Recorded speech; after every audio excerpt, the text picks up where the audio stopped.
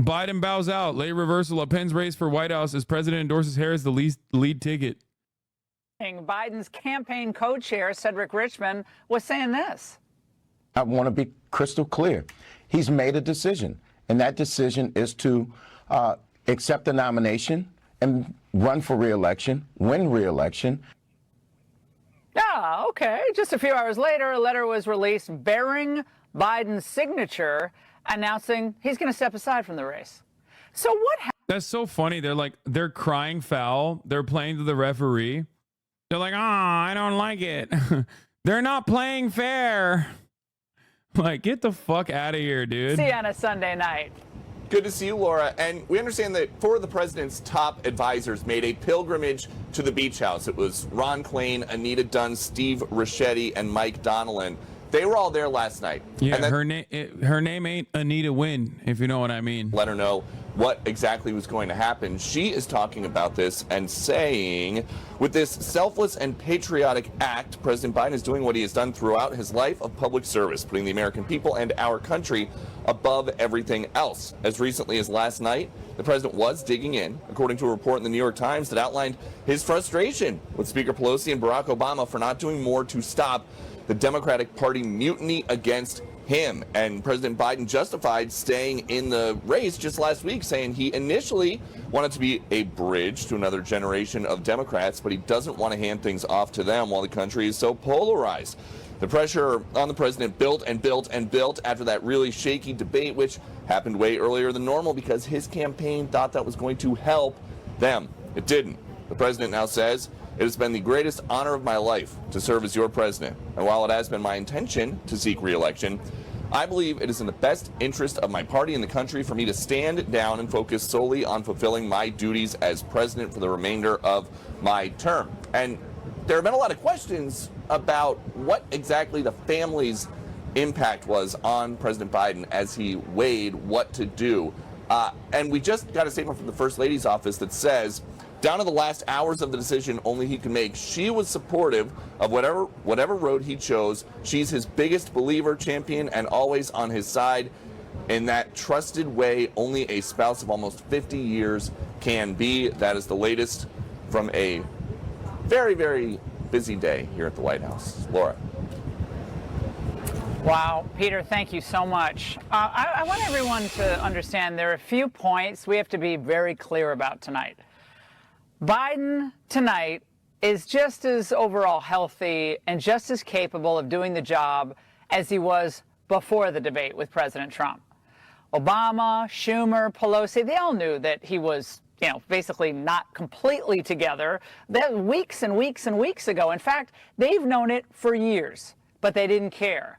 They didn't care so long as it didn't threaten their hold on power. So what changed for Biden wasn't his overall competence. They're so good. They immediately moved on. They're like, all right, time to bust out the new moves, okay? To solve this threat, the power brokers in the party apparently intended to give the nomination to Kamala Harris. Well, that is ludicrous. You think you just fell out of a coconut tree? You exist in the context of all in which you live and what came before you. The significance of the passage of time. So when you think about it, there is great significance to the passage of time. Who doesn't love a yellow school bus, right? Can you raise your hand if you love a yellow school bus, right? Like, this doesn't work. Always ask, is there a Venn diagram for this? I'm telling you, it's fascinating when you do. This is not good. This is not good strategy. Happened last night and this morning. Kamala Harris has not won a single primary. She hasn't persuaded a single delegate. She tried to run in the 2020 cycle, and we all remember she was utterly humiliated, dropping out even before the Iowa caucuses. And this part is actually fair and solid. Performance as VP has been pretty abysmal. Vice President Kamala Harris and her office are on damage control tonight after the latest in a series of missteps. Growing tension between Vice President Kamala Harris and the White House. As the 2024 race heats up, can she make a good second impression on voters? Or could she drag down the Democratic ticket? And remember what Politico told us about Harris's VP office? That it was totally dysfunctional. And I remember when the Washington Post told us that Harris is...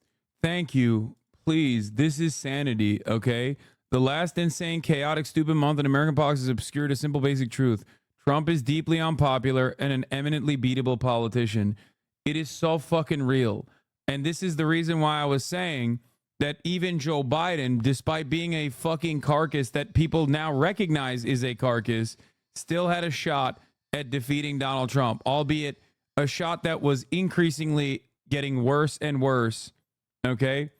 As days went on, Joe Biden's chances of winning this re-election was getting harder and harder.